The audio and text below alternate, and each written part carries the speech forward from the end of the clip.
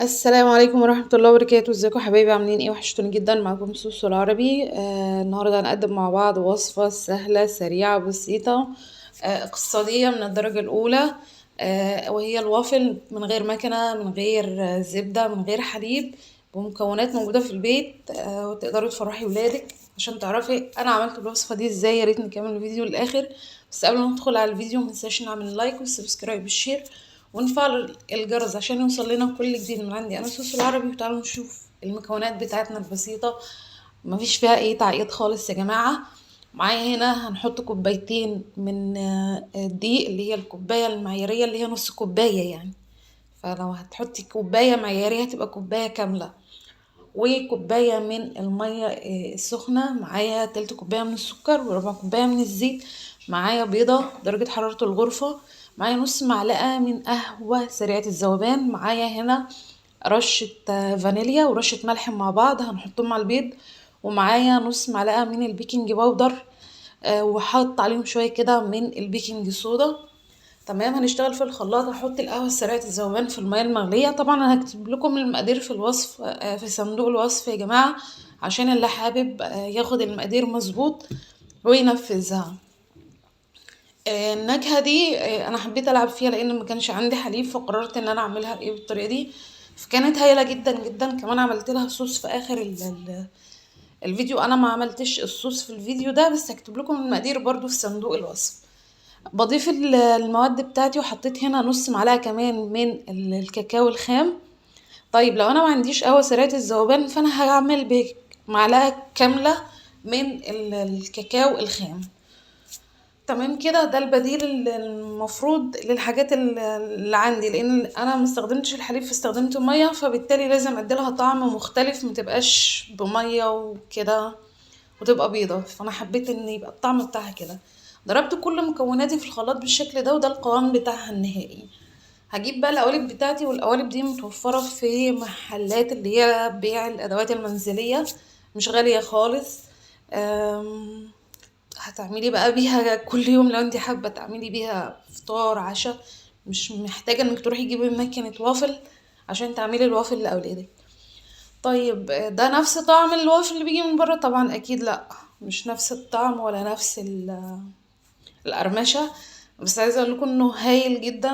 الولاد هيتبسطوا بيه وانت شخصيا هتتبسطي بيه، ولو جالك اي ضيف سريع جدا ومياخدش معانا وقت. ففكرة هايلة جدا. انا دهنت القوالب بتاعتي زيت بالشكل ده، والفرن بتاعي مشغلاه على درجة حرارة 180. والكمية دي عملت معايا القلبين دول.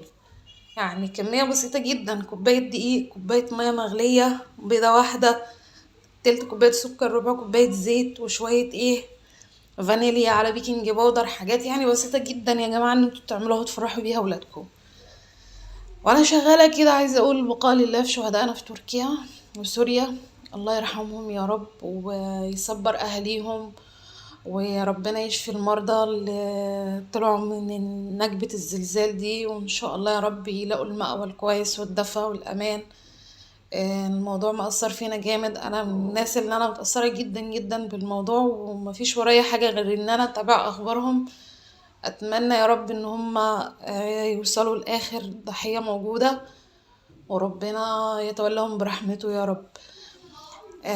هيدخل الفرن على درجة حرارة 180 لحد 10 دقايق كده. هتبتدي تنشف معايا. اول ما تبتدي تنشف معايا هطفي الفرن من تحت. طبعا انا بهزها كده الاول عشان اطلع منها الفراغات.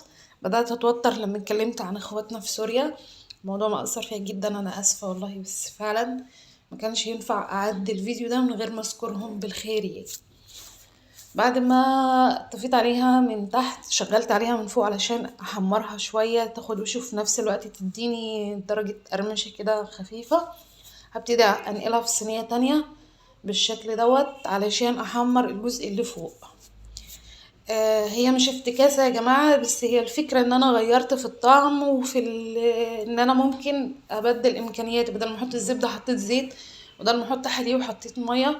ومفيش وصفة معتمدة ان هي دي الوصفة الاساسية لاي حاجة. انت ممكن تفتكسي بقى وتخترعي وتعملي بشكل مختلف تماما ويديكي نتيجة هايلة. وبس كده. بعد ما اتحمرت انا كنت محضره الصوص دوت عندي، لان طبعا ولادي من بعد ما عملتها لهم تقريبا يوم ويوم كده لازم يفطروا بيها او يتعشوا بيها على حسب. فالصوص ده انا كنت محضراه، ما حضرتوش في الفيديو. هكتب لكم المقادير بتاعته في صندوق الوصف علشان تعملوها، سهل جدا جدا جدا ومش مكلف ابدا. وهي بس كده.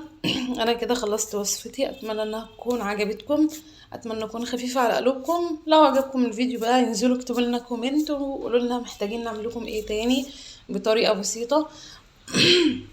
وطبعا اللي مشتركش ياريت يعمل اشتراك ويفعل الجرس عشان يوصله كل جديد، واللايك بقى والشير يا جماعه عشان نوصل لاكبر عدد ممكن. بدعمكم اكيد هنستمر، ويا ربنا كريم ان شاء الله ونوصل لكل بيت في مصر وفي كل بيت في الدول العربية واي مكان بقى. يلا كنت معاكم انا سوسو العربي، اشوفكم بخير وباي باي.